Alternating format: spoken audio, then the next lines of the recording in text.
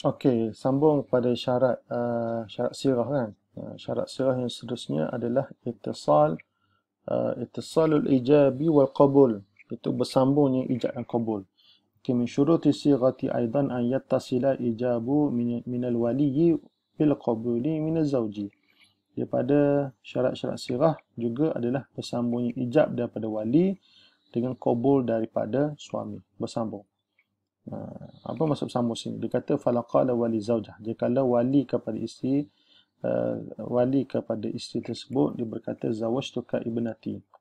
Aku kahwinkan dia dengan anak perempuan aku, fasakata zauj muddatan tawilatan.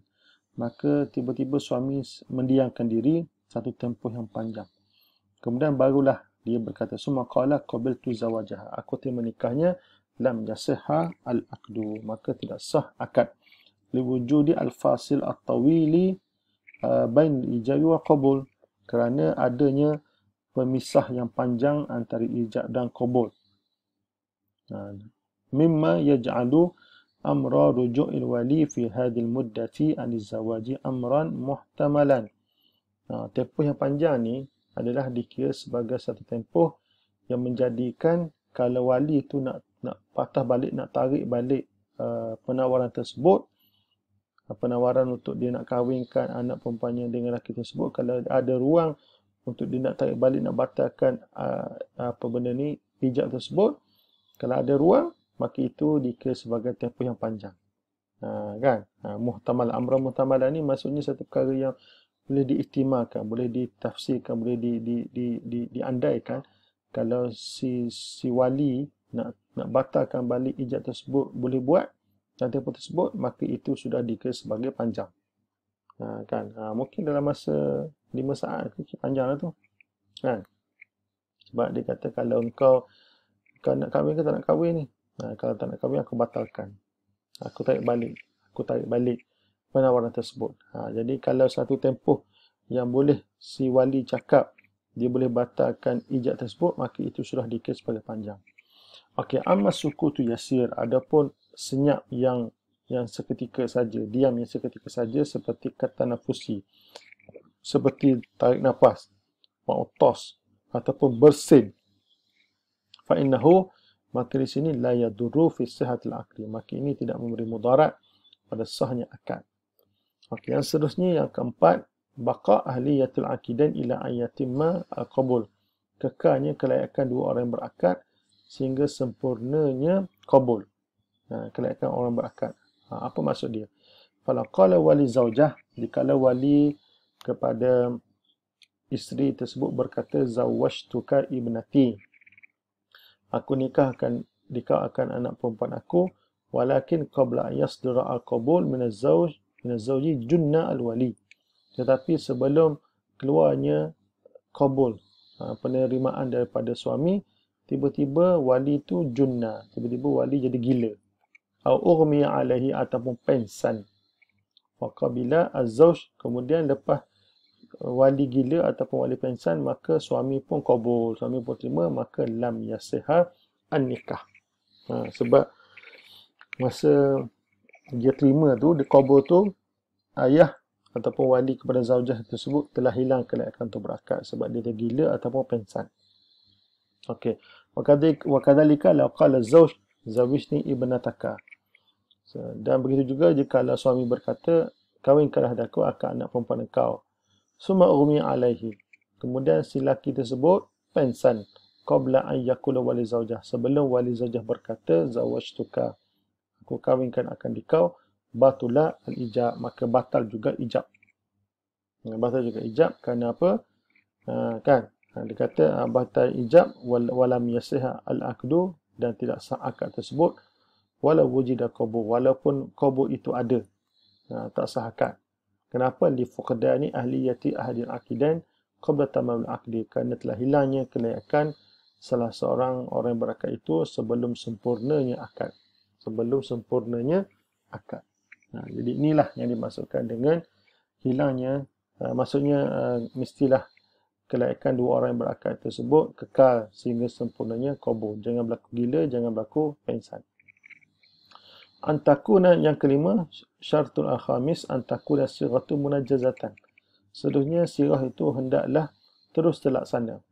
Apa maksud dia? Dia kata, okey, la tasihu idafatu akd zawaji ila mustaqbal. Tidak sah menyandarkan akad perkahwinan kepada masa depan.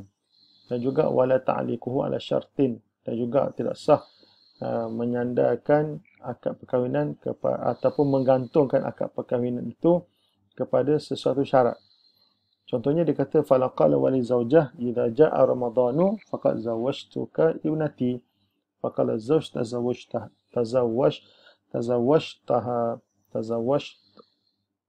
tazawwajtuha, maka lam yasihha al-aqdu. Wali berkata jika datangnya Ramadan, maka dengan itu aku nikahkan akan nikah dengan anak perempuan aku. Maka suami pun kata tazawwajtuha, aku terimalah nikahnya, maka sini tidak sah. Sebab dikaitkan dengan datang Ramadan. Dan ni bukan janji, ni bukan sembang-sembang nak bincang, ni bukan sembang, bukan nak bincang. Ini dah kira akad dah. Kalau akad macam ni tak sah sebab dia kaitkan dengan Ramadan, datang Ramadan. Okey, wala qala wali zaujah, kalau wali zaujah berkata in kana ibnati qad najat fi imtihani faqad zawwajtu ka iyaha. Dia kata jika sekiranya anak perempuan aku berjaya dalam peperiksaan, maka dengan ini aku nikahkan akan nikah dengannya. Kemudian berkatalah suami, qala zauj qabiltu zawajaha, aku terima nikahnya, maka lam yasihha az-zawaju aidan, maka tidak sah akad perkahwinan juga. Kan? Ini sebenarnya akad. Ini bukan janji sembang-sembang perancangan kahwin, ini adalah akad. Akad macam ni disandarkan kepada Ramadan, disandarkan pada Dhul Qa'dah, ini dia kata tidak sah. Dia kata li'anna aqd az-zawaji yajibu an yakuna munajjazan.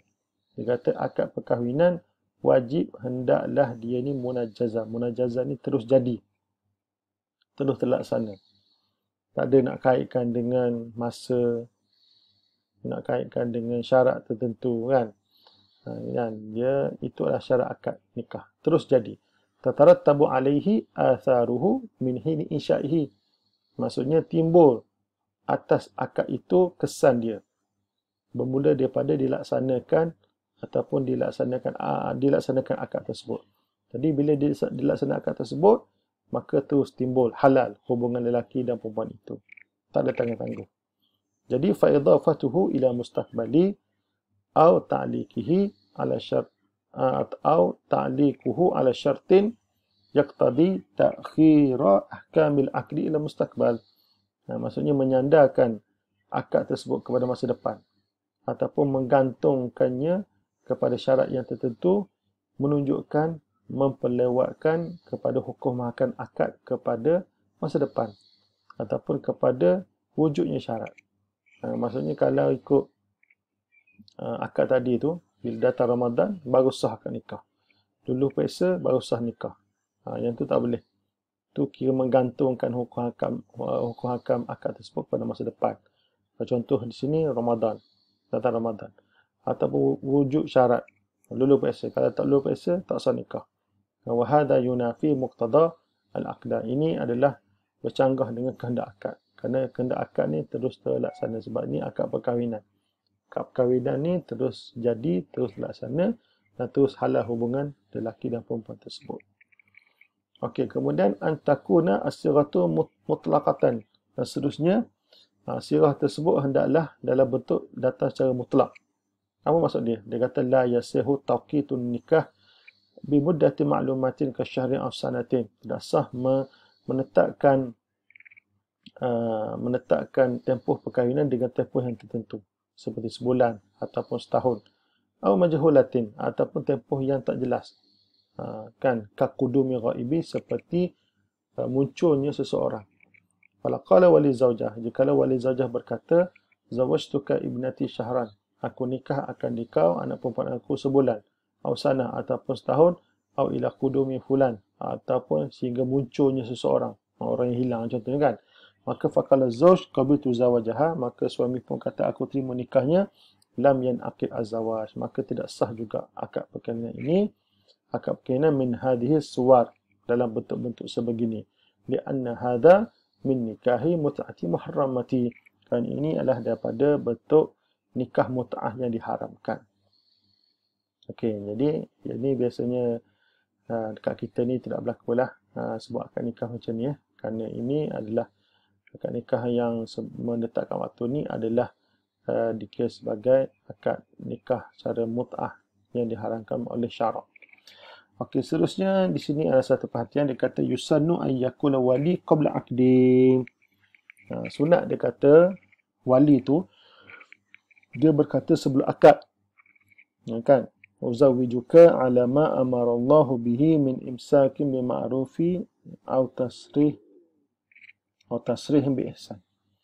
Maksudnya sunat sebelum akad nikah ni wali berkata uzawijuka, aku kahwinkan akan dikau ala ma amara Allah bihi, berdasarkan apa yang Allah perintahkan dengannya, min imsakin bi ma'ruf, supaya pegang, maksudnya kamu jaga isteri kamu tersebut dengan baik, aw tasrih bi ihsan, ataupun kamu lepaskan dia. Maksudnya kalau kamu tak boleh dah jaga dia, tak mampu nak pelihara dia, kamu lepaskanlah dia dengan cara yang baik. Jadi ungkapan ni biasa kita dengar lah dalam konsep akad nikah dekat kita ni, biasa kita dengar. Jadi jujur nikah dia akan sebutlah uzawijuka ala ma amarallahu bihi min imsakin bi ma'rufi aw tasrihin bi ihsan. Okey, jadi kita berhenti setakat ni, kita akan sambung pada klik yang berikutnya.